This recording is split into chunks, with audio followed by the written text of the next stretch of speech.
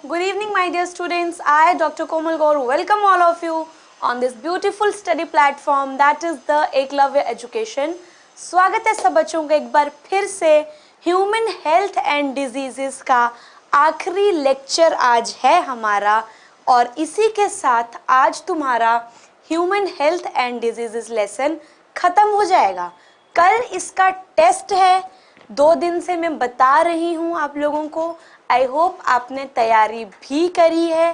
साथ ही साथ जितने भी नीट के एमसीक्यूज होंगे, जो भी ज़रूरी एमसीक्यूज आ सकते हैं, आए हैं, संभवतः बनते हैं, सब प्रकार के सवाल कल मैं लेके आऊंगी आपके लिए। ठीक है, तो कल इसी समय यहाँ पे नीट वाले MCQ human health and diseases से हमें सॉल्व करने हैं। ठीक है, तो भूलना नहीं, टाइम से आना, अपने दोस्तों को भी बताना, जो नहीं आ रहे हैं उनको बोलो कि भैया सिलेबस जा रहा है, तुम पकड़ो गाड़ी को। ठीक है, और परसों से फिर एज यूजुअल एक टेस्ट में कंडक्ट यहाँ करवा लूंगी, बाकी का एमसीक्यूज आपको ऐप पे मिल ही जाएंगे। और नेक्स्ट डे मतलब परसों से यहाँ पे हम शुरू कर देंगे chapter number 9 as per your NCERT. ठीक है, तो ड्रग डिपेंडेंसी आज का टॉपिक। पिछली क्लास में मैंने तुम्हें ड्रग एब्यूज बताया था। Hello, good evening Arpita. Okay, अभी आपको टाइम पता चल गया है, तो अब आप टाइम से आते हो। गुड, ठीक है।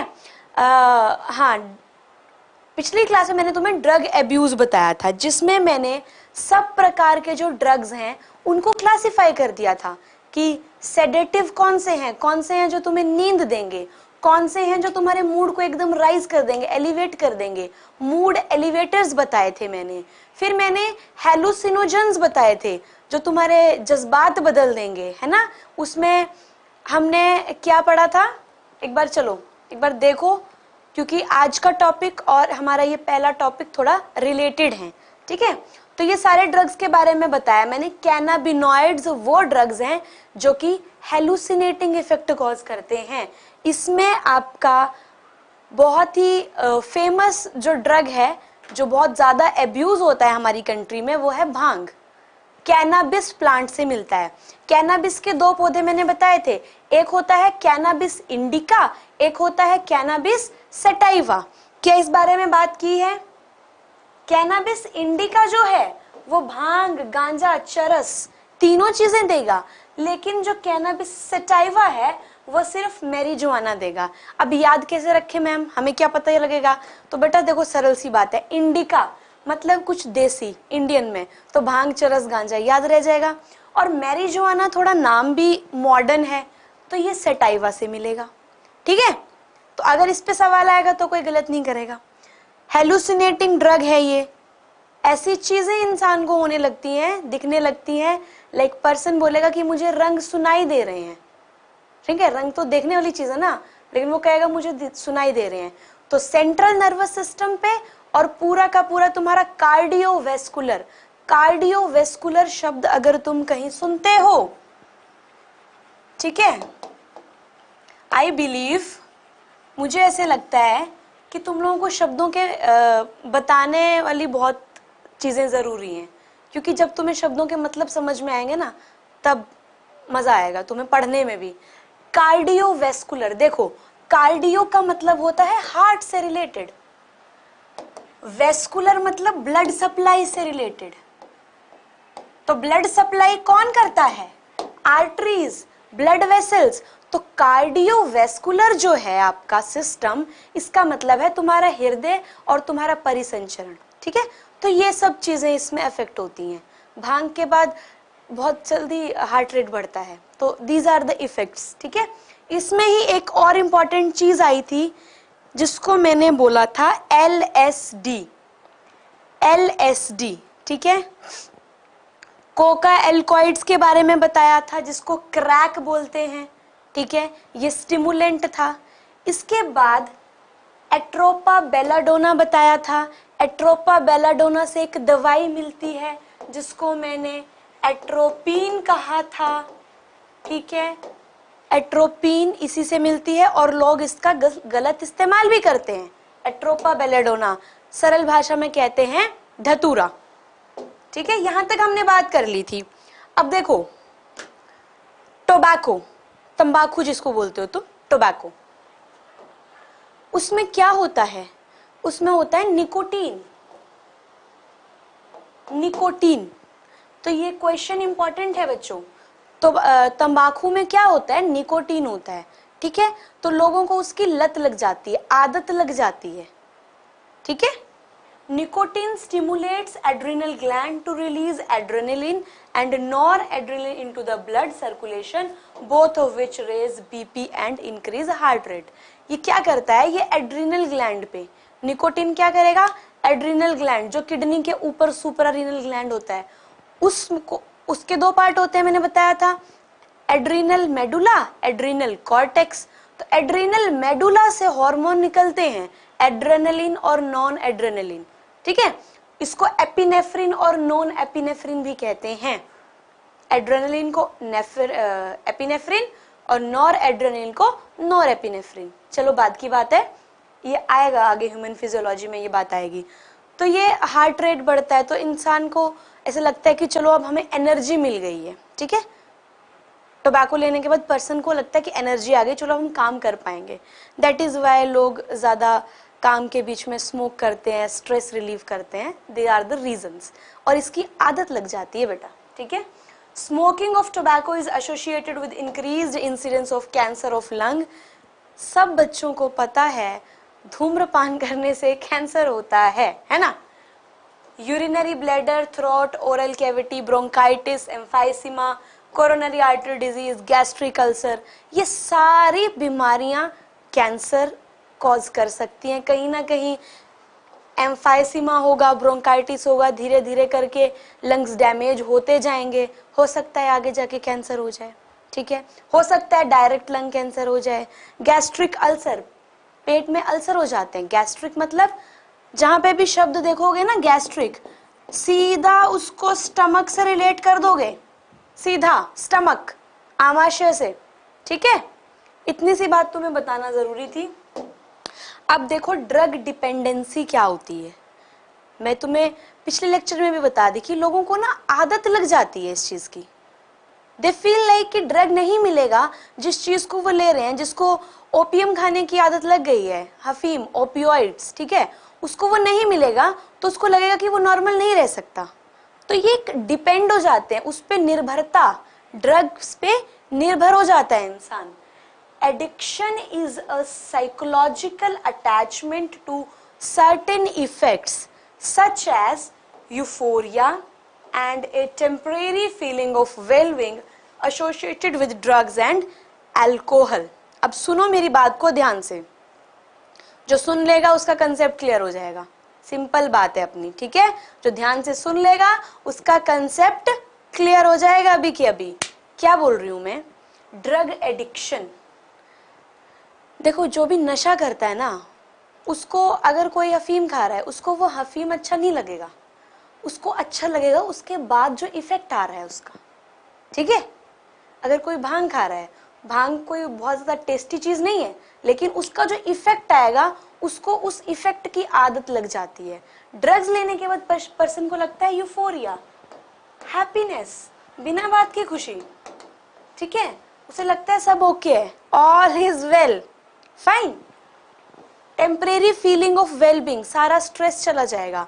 तो पर्सन हु टेक्स ड्रग्स, जो ड्रग्स लेता है या जो अल्कोहल भी लेता है, अल्कोहल क्या होता है? दारू, शराब। ठीक है, जो शराब भी पीता है उसको क्या लगता है कि टेम्परेरीली हमें अच्छा फील होगा, इसलिए वो लोग लेते हैं और धीरे धीरे उस पर फिर डिपेंड हो जाते हैं। हमारी बॉडी का सिस्टम उस पर डिपेंड होने लगता है। वो जो डिपेंडेंसी वाली स्टेज आती है, दैट इज सीवियर, वो खतरनाक होती है लाइफ के लिए। समझ रहे हो मेरी बात को? With repeated use of drugs, the tolerance level of the receptors present in our body increases. जाहिर सी बात है, ठीक है, नहीं मिलने पर सुसाइड भी कर लेते हैं अर्पिता, सही बात है, बिकॉज बॉडी उस सिस्टम को आदी हो जाती है। हमारे ये वही बात लिखी है कि धीरे धीरे करके पहले कम डोज लेंगे, फिर ज्यादा डोज लेना शुरू करेंगे। ठीक है, जो लोग हीरोइन लेते हैं, स्मैक लेते हैं, वो यही होता है, वो स्निफ करते हैं कम, फिर धीरे धीरे करके डोज इंक्रीज करती है, तो हमारी बॉडी का टॉलरेंस लेवल भी बढ़ जाता है। जब बॉडी का टॉलरेंस लेवल बढ़ेगा, मतलब पहले तुम से 2 ग्राम ले रहे थे, ठीक है, अब तुम्हारे टॉलरेंस लेवल इतनी हो रही है कि तुम 5 ग्राम ले रहे हो, तुम तब भी नॉर्मल रह रहे हो। तो धीरे धीरे करके बॉडी को उस चीज की तुमने आदत लगा दी, बॉडी को रोज वो चीज चाहिए। अब एक दिन नहीं दोगे तो फिर विड्रॉल सिम्टम्स आएंगे, उस टाइम पे तुम्हारा कार्डियोवैस्कुलर सिस्टम अफेक्ट हो जाएगा। ऐसा टाइम हो जाएगा जिस बंदे की हार्ट बीट हमेशा तेज रहती है, ड्रग नहीं मिलने पे अगर वो नॉर्मल रहने लगेगी तो that will be abnormal for him. तो वो एबनॉर्मेलिटी ऐसी होती है, वो साइकोलॉजिकल अटैचमेंट है कि it leads to severe acts like suicide also. तो लोग सुसाइड कर लेते हैं, ठीक है। अब एक और बात बताऊंगी मैं तुम्हें इनके बारे में। And consequently the receptors respond only to higher doses. वही बात है, पहले 2 ग्राम पे तुम्हें असर होता था, अब फिर धीरे धीरे करके 5 ग्राम पे भी तुम नॉर्मल हो, तो तुम कहोगे यार असर ही नहीं हो रहा है, चलो थोड़ा और लेते हैं, चलो थोड़ा और लेते हैं। तो इस तरीके से वो डोज भी हाई हो जाती है, ठीक है। Same is the case with alcohol.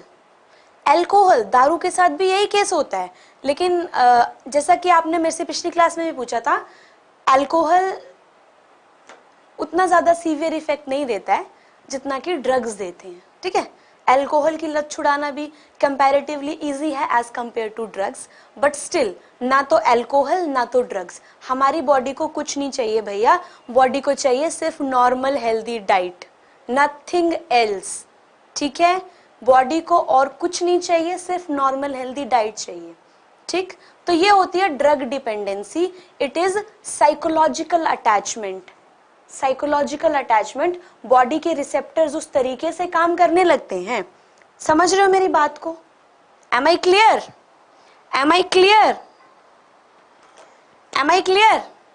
Done, आगे बढ़े। देखो कौन लोग ज्यादा प्रोन होते हैं, कौन लोग होते हैं जो ज्यादा प्रोन होते हैं। एक तो तुम्हारी एज के बच्चे, आजकल के teenagers, they are very prone. उनको लगता है पीयर प्रेशर में आके, ये वर्ड सुना है किसी ने, पीयर प्रेशर? पीयर प्रेशर होता है अपनी हम उम्र के जो लोग होते हैं उनके प्रेशर में आके, दोस्तों में आके, कि चलो यार we should try something new. आजकल ये बड़ी कॉमन बात होती है, सुन लो ध्यान से, तुम्हारे काम की बात बता रही हूँ, ठीक है, समझाने वाली बात सुनो।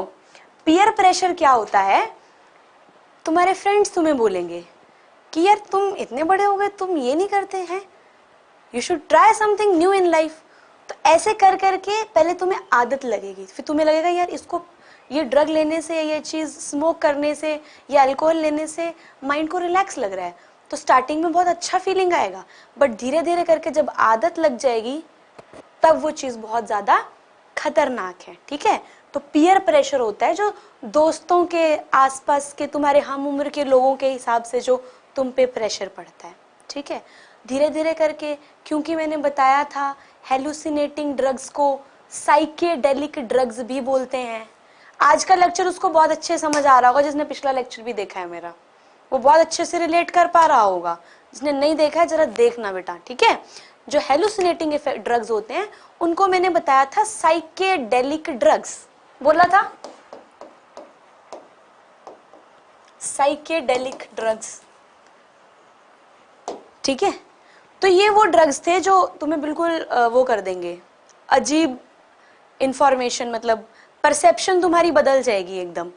तो ये इफेक्ट्स स्टार्टिंग में नहीं आएंगे, ये स्टार्टिंग में बहुत अच्छा, स्टार्टिंग में आता है यूफोरिया, जो मैंने बताया, बिना बात के खुशी चढ़ती है इंसान को, अच्छा लगता है, but after that effects are severe, ठीक है। तो जो लोग ज्यादा ड्रग्स लेते हैं ना, ज्यादा ड्रग्स लेते हैं, कौन लोग ज्यादा प्रोन होते हैं पता है?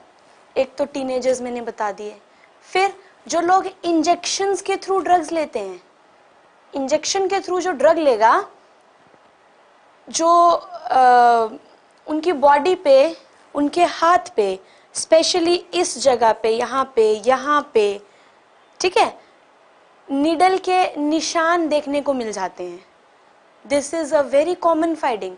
ड्रग एब्यूजर्स के अंदर ये बहुत कॉमन फाइंडिंग होती है, उनके अंदर यहाँ पे निशान, वो इतना इंजेक्ट करते हैं, अब वो कोई वेन के अंदर ड्रग इंजेक्ट कर लेंगे, सर्कुलेटरी सिस्टम में चला गया, उनको अच्छा लग रहा है। तो these are the science, identify करने के साइंस होते हैं ये, ठीक है। और ड्रग एब्यूज करते हैं लोग, फिर अब नीडल्स शेयर करते हैं। जब लोग नीडल शेयर करते हैं तो इससे बाकी इन्फेक्शन के चांस भी बढ़ते हैं। Severe infections like HIV, AIDS की क्लास ली है ना, एड्स पे क्लास कंडक्ट करी थी मैंने, ठीक है। तो drug abusers can even are more prone to this disease, HIV disease को भी वो ज्यादा प्रोन होते हैं। तो ड्रग डिपेंडेंसी बहुत ही सीरियस इशू है। कोई भी बच्चों ध्यान से सुनो, कोई भी तुम्हें कुछ भी बोले, being a medical student and after taking my these 2 lectures, आपको ये पता होना चाहिए कि ड्रग्स हमारे लिए अच्छे नहीं है। अपने आप को इससे दूर रखना, ठीक है। और अपने दोस्तों को भी बोलना कि ये चीज अच्छी नहीं है, इससे दूर रहना है। अपने को पढ़ाया इसलिए जा रहा है ताकि तुम लोगों को समझ में आए कि ये चीज कितनी खतरनाक है। समझ रहे हो? चलो अब थोड़ी सी पढ़ाई कर लेते हैं। Done. Dependence is the tendency of the body to manifest a characteristic, अभी समझा रही हूं, डरो मत। And unpleasant withdrawal syndrome if regular dose of drug नहीं मिलती है, ठीक है। जिसको आप रेगुलर डोज नहीं देते हो ना, उसमें विड्रॉल सिम्टम्स आते हैं। मैंने पिछली क्लास में बताया था। विड्रॉल सिम्टम्स क्या है? ड्रग ना मिलने पे जो सिम्टम्स आ रहे हैं क्या होते हैं कॉमन? एंग्जाइटी, बहुत ज्यादा टेंशन, परेशान, ठीक है। बिना बात के गुस्सा, इतना गुस्सा आता है पेशेंट को, सामने वाले को वो ये नहीं देखेगा कि तुम्हारा चाहे वो फैमिली मेंबर है, पर्सन कैन इवन किल, वो सामने वाले को मार सकता है। चीजों की तोड़फोड़ करना, चोरी करना, ये सब गलत आदतें भी जो हैं वो एक ड्रग की वजह से लग सकती हैं। तो जो इंसान इसमें एक बार चला जाता है, so for them it is very bad after a time, ठीक है। जिंदगी उसके बाद आसान नहीं होती है। शेकीनेस, शेकीनेस होती है शेक करते रहना, कांपते रहना, ठीक। नोजिया एंड स्वेटिंग, नोजिया क्या होता है? अजीब सी बात, मतलब अजीब सी फीलिंग, ऐसे वॉमिटिंग टाइप की। और स्वेटिंग, एक्सेसिवली पसीना आता है ना। तो be careful my dear children, I want all of you कि आप सब मेडिकल में आगे जाओ, ठीक है। कल को तुम सब डॉक्टर बनो और मुझे कोई जरूरत हो तो मुझे दवाई लिख के दो, ठीक है। वैसे तो मैं खुद अपना इलाज कर लेती हूँ बीइंग अ डॉक्टर, बट चलो फिर तुम लोग अच्छे से लिखोगे, है ना, और अच्छी दवाइयां बताओगे मुझे कि नहीं मैम, अच्छा इसके लिए आप ये नहीं ये वाला ड्रग लो, ठीक है। तो ध्यान से रहना है, गलत आदतों में नहीं पड़ना है, ओके। अब चलो थोड़ी सी पढ़ाई करो, बातें बहुत हो गई। इफेक्ट्स, इफेक्ट्स होते हैं बेटा कि ऐसे क्या चीजें हैं, वैसे तो मैंने वर्बली सब कुछ बता ही दिया है, फिर भी एक बार लेट्स रीड इट। हाँ, immediate effects are reckless behaviour, vandalism and violence. जब ड्रग छुड़वा देते हैं ना किसी से तो अजीब सा बिहेवियर हो जाता है, या जब कोई नया नया ड्रग लेने भी लगता है तो उसका बिहेवियर बड़ा अजीब हो जाता है, ठीक है। बहुत अजीब, किसी से बात नहीं करना, बिना बात के गुस्सा करना, अपनी बात मनवाना, कुछ चीज के लिए रोको तो तोड़ फोड़ करना। तो जब कोई शुरुआत करेगा ड्रग्स की तब भी ये चीज आएगी, और जब तुम छुड़वाने की कोशिश करोगे तब भी ये चीज आएगी, और इतनी सीवियर लेवल पहुंच जाती है छुड़वाना बहुत मुश्किल हो जाता है, ठीक है। एक्सेसिव डोजेज ऑफ ड्रग्स में lead to coma and death. पढ़ लो इस बात को, coma and death due to respiratory failure, heart failure और even cerebral haemorrhage. Cerebral haemorrhage हो जाता है। सेरेब्रल हैमरेज क्या है? ब्रेन में जो ब्लड सप्लाई जा रही है वो ब्लड वेसल फट जाएगी, इतना तुम्हारा हार्ट रेट तेज हो जाएगा, इतना बीपी बढ़ जाएगा और फिर वो फट जाएगी वेसल। तो सेरेब्रल हैमरेज अगर होता है तो it is very severe, okay. Those who takes drug intravenously, इंट्रावेनियसली मतलब डायरेक्ट वेन के अंदर इंजेक्ट करना, ओके। IV बोलते हैं बेटा इसको। इंजेक्शन लगाने के तरीके होते हैं ये, पता है? अभी बताती हूँ, रुको। IV can get infected with AIDS, hepatitis B. जैसा कि मैंने बताया, ड्रग एब्यूजर्स क्या करते हैं, कहीं से भी कोई भी नीडल उठा के ड्रग इंजेक्ट कर लेते हैं। So it is not safe, actually safe तो नहीं है ना ये चीज। The chronic use of drugs and alcohol damages nervous system, causes liver cirrhosis. बेटा लीवर का सिरोसिस जो है, लीवर सिरोसिस, अगर ये चीज दिख रही है क्लियरली तो ये अल्कोहल के साथ बहुत ज्यादा रिलेटेड है, शराब के साथ, ठीक है। लीवर फेल हो जाता है, सुना है लीवर फेल हो गया है अल्टीमेटली, पहले शुरुआत में लीवर सिरोसिस होता है, फिर लीवर का फेलियर हो जाता है। लीवर सिरोसिस क्या होता है? लीवर सिरोसिस होता है जो तुम्हारा लीवर है उसके जो सेल्स हैं वो धीरे धीरे करके खराब होने लग जाते हैं, they start to die, inflammation होगा, इन्फेक्शन होगा, वो सेल्स खराब होने जाएंगे। तो जब लीवर पैरेन्काइमा खराब हो जाएगा तो अल्टीमेटली बॉडी का एक कितना बड़ा पार्ट है लीवर का डाइजेशन में तुम्हारी, ठीक है, वो चीज नहीं हो पाएगी, जॉन्डिस हो जाएगा फिर, समझ रहे हो। और नर्वस सिस्टम पे बहुत ज्यादा सीवियर इफेक्ट अल्कोहल का, शराब का होता है, क्योंकि वो तुम्हारे सेरिबेलम को अफेक्ट करती है। तो कोई जो शराब छोड़ देता है बहुत क्रिटिकल सिचुएशन में डूब जाने के बाद उसमें जो छोड़ता है, कभी कभार उसमें के हाथों में ये शेकीनेस रहती है, प्रॉपर वॉक नहीं कर पाता, ऐसे शराबियों जैसे कैसे चलते हैं शराबी, ठीक है। जो शराबियों का चलने का तरीका होता है उसको एक नाम दिया गया है, उसको कहते हैं ataxic gait. You know what is gait? GAIT, इस शब्द का मतलब समझते हो? इसका मतलब होता है वे ऑफ वॉकिंग, जो तुम्हारी चाल है। हिंदी में अगर मैं लिखूं तो इसका मतलब होता है चाल, चलने का तरीका। तो जो शराबी चलते हैं वो चलते हैं अटैक्सिक गेट में, अटैक्सिक गेट, ठीक है। अटैक्सिक गेट क्या है? आउट ऑफ कंट्रोल होके, क्योंकि सेरिबेलम इफेक्ट हो रहा है। मैं लिख देती हूं सेरिबेलम, ठीक है, डन। ये बातें क्लियर है ना? अब कोई गलत काम नहीं करेगा, सुन लिया, कोई गलत काम नहीं करेगा। So these are the effects, effects severe हैं बच्चों, सुना? अच्छा हाँ, मैं तुम्हें क्या बता रही थी, इंजेक्शंस के तरीके है ना। आईवी होता है, कई बार देखा है तुमने, अगर मेडिकल प्रिस्क्रिप्शन किसी ने देखा हो, देखना कभी घर में पुराने पड़े होंगे। आईवी मतलब इंट्रावीनस, मतलब कि वेन में कोई चीज तुम्हारी ब्लड वेसल में डाली गई है इंजेक्शन के थ्रू। IM सुना है? IM होता है इंट्रामस्कुलर, जो मसल में इंजेक्शन लगता है, मसल में या तो यहाँ लगता है या तुम्हारी बैक साइड पे लगता है। तो IM मतलब इंट्रामस्कुलर, IV मतलब इंट्रावीनस, ठीक है, समझ में आ रही है बात? तो ये टाइप्स होते हैं कि ड्रग कैसे, इंजेक्शन कैसे देते हैं। और एक लिखा होता है कहीं पे ID, ID का मतलब होता है बच्चों इंट्राडर्मल।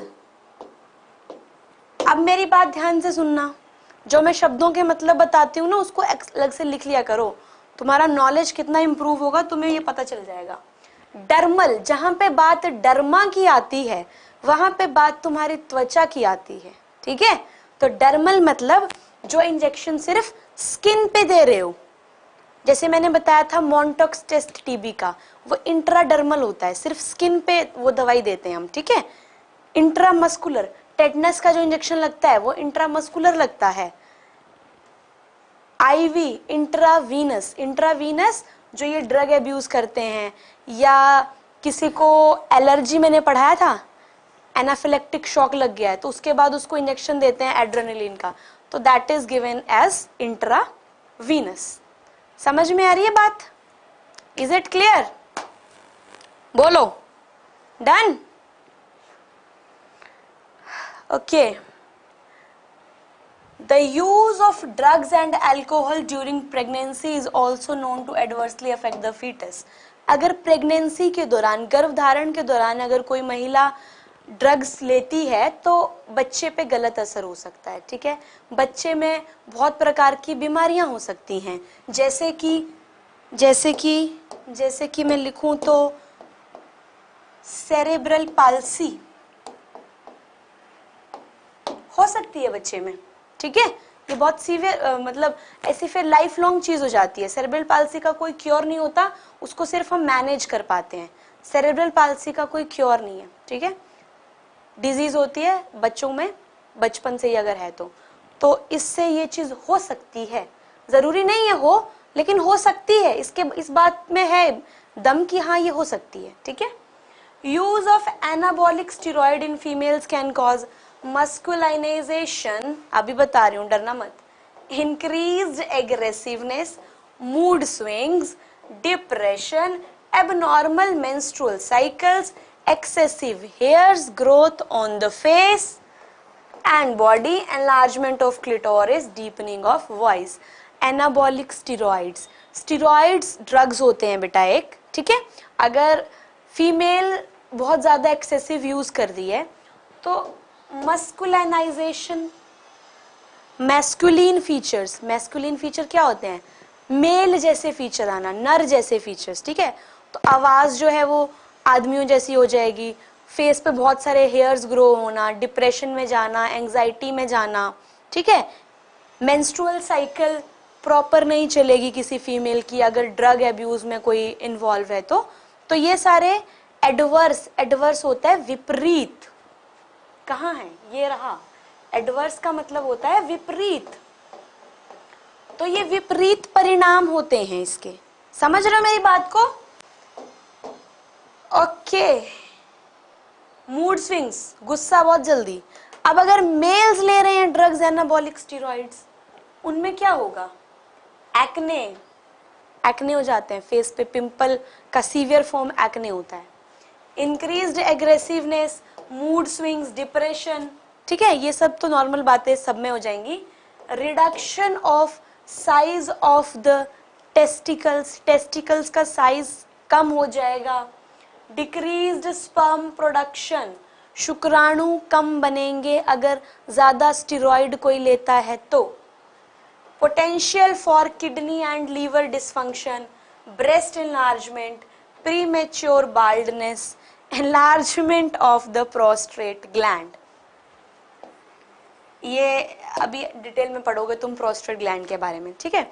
तो these are some of the features, क्या क्या हैं, एक्ने हो सकता है, डिप्रेशन बढ़ सकता है, फिर मूड स्विंग्स, बिना बात का गुस्सा, एग्रेसिवनेस आना, ठीक है। Reduction of the size of the testicles, तो कहीं ना कहीं ड्रग एब्यूज मेल में भी फीमेल में भी तुम्हारी फर्टिलिटी पे इफेक्ट कर रहा है, ठीक है। फर्टिलिटी क्या होती है, फर्टिलिटी एबिलिटी टू रिप्रोड्यूस, बच्चे पैदा करने की कैपेसिटी, आसान भाषा में बोलूं तो नर में भी मादा में भी, मेल फीमेल दोनों में ये चीज अफेक्ट हो रही है। So obviously not good for from any of the perspective, किसी भी एंगल से देख लो, ड्रग एल्कोहल सही चीज नहीं है बच्चों, ठीक है। प्रीमेच्योर बाल्डनेस, जो लड़के एनाबॉलिक स्टेरॉइड लेते हैं उम्र से पहले गंजे हो जाओगे भाई, देख लो, ठीक है। Enlargement of the prostate gland, prostate gland अगर बड़ा हो जाए फ्यूचर में it can lead to prostate cancer, ये भी हो सकता है, okay. So these are the symptoms, ये एनाबॉलिक स्टेरॉइड्स की चीजें हैं। आगे बढ़े।